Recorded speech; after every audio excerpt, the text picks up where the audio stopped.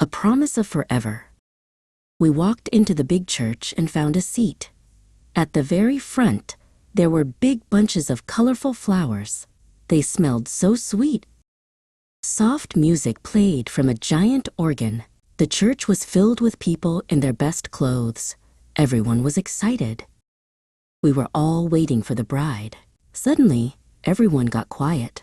A gentle sound, like a soft wind, went through the room. And then we saw her. She was so beautiful. Her dress was long and white, with little shiny beads that sparkled in the light. Her hair was pulled back from her face, and pretty curls bounced on her back as she walked. Instead of a big veil, she had tiny, delicate flowers tucked into her hair. Her bouquet was made of the same little flowers. Her dad walked with her. He looked very proud, but also a little bit sad to be giving her away. At the front of the church, the groom was waiting.